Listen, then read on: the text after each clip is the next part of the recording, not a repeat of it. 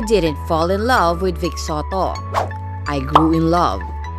Yan ang pag-amin ni Dina Bonavie tungkol sa naging relasyon nila noon ng dating partner. Kwento ng premyadong aktres.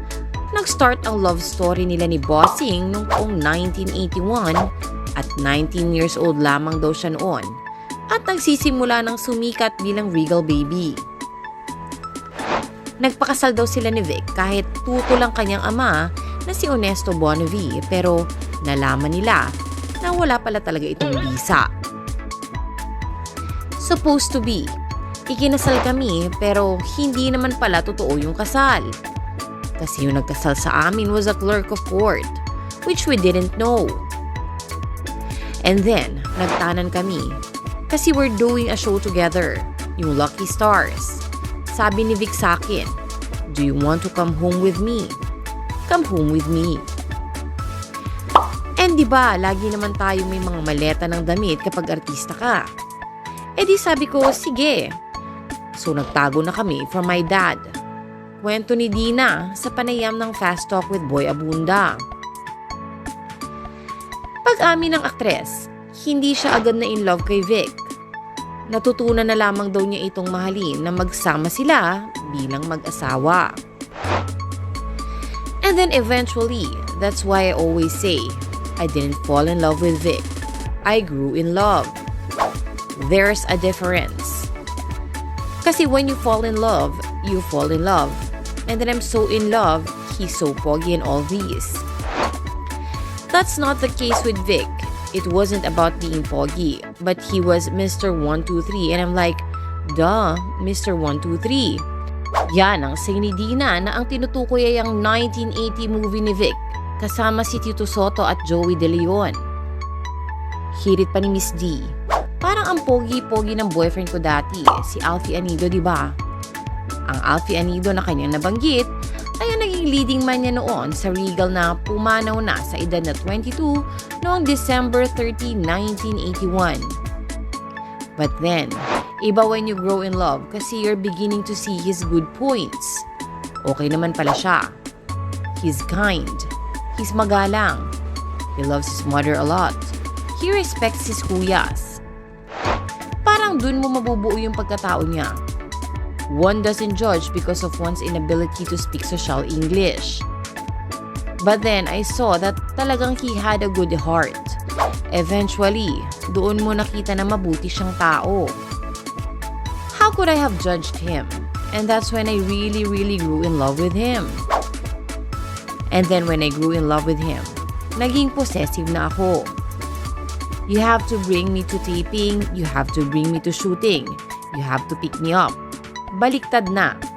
Samantalang noong una, God no.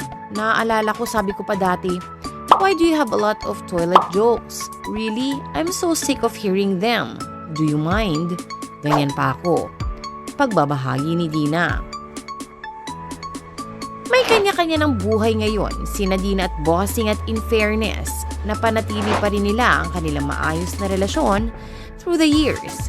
Sa kabila ng nangyari sa kanila in the past. Muling binalikan ng aktres ang kanilang naging love story noon ng TV host comedian na si Vic Soto. Sa kanyang guesting sa Fast Talk with Boy Abunda noong May 10, ay napag-usapan nila ang kwento kung paano nauwi sa hiwalayan ang relasyon nila ng Itbulaga main host.